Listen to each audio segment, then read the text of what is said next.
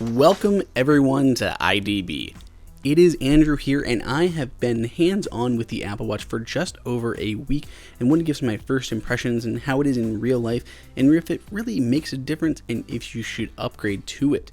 So I do have the stainless steel model, which I was a little bit dismayed by because the stainless steel model now only can come with either a Milanese loop or with the sports band. There's no sport loop option or any other band options for the stainless steel, and you're also kind of pigeonholed into getting the cellular because there is no GPS only option on the stainless steel.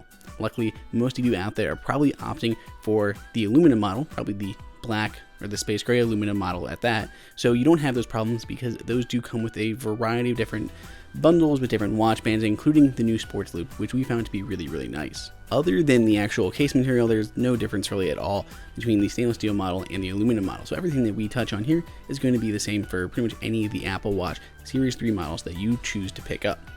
The box is pretty similar to what we've seen in the past, but obviously it has that Series 3 demarcation right on the top in that bright red, which is also the red that we see on the digital crown. It's a little bit of an odd choice. I do love the red, especially as a Buckeye fan. I'm always, liking things that have that red accent to them, but it's a little bit odd that it's just right there on the side of the watch. We've seen many people opt to use something like watch dots to cover that up and maybe change the color to something that suits them a little bit better, but really, since wearing it, I haven't really noticed it. It hasn't been as much of an issue as I thought it would be. That'd be a little bit weird having it on there, especially depending on the band I've got, but it's just a small little accent. It hasn't really been a thing. Inside the box are pretty much the same things that we've seen for the past several years. So you actually have the watch itself with whatever band comes bundled with it. If you have the sports loop, it still comes in or sports band, still comes in the different sizing options, including that little folder. We have a standard power adapter, and we have the magnetic charging puck, same thing as always.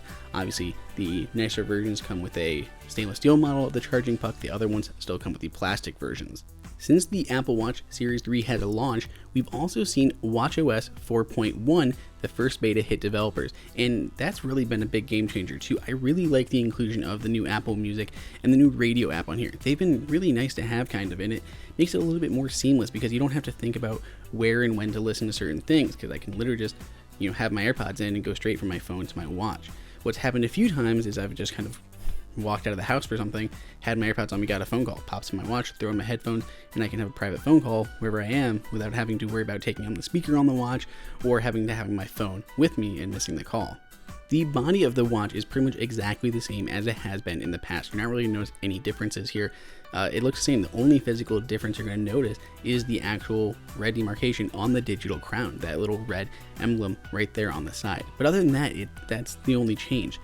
The casing itself is exactly the same size, and technically, and we're going to go technically here, the actual part on the back where the heart rate sensor is, that little spot is just a hair thinner, and I don't even know if it's a hair. It's actually 0.2 millimeters thicker than last Apple Watch, so it's not really something you're ever going to notice unless you're someone who's literally pulling out some measurements tool to measure 0.2 millimeters of thickness difference.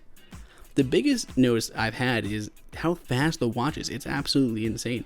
And Siri has been phenomenal. I love Siri now on the Apple Watch. I never used her before on the watch because it was so slow and she didn't talk to you. Now I use her more than ever because she actually talks back to you and she's so much faster than she was in the past. Like literally just pulling up stuff. She's not relying on your phone or Wi-Fi. She can literally just hop on the cellular and get you those answers. I was honestly shocked how big of a difference there was with Siri. Like it's one of the biggest things, but I know a lot of people don't use Siri, but that's not the only place that speed is prevalent. It's literally anywhere. I mean, even changing watch faces in the past had like a delay when you swiped through. Now it's instantaneous, like everything from the top and the bottom control center. All of it is so buttery smooth, and it's made the Apple Watch feel so much more useful in day-to-day life because it is so much faster in doing all those basic tasks. Like anything that I would normally just try to my watch, give up and go to my phone for, pretty much now work on the watch.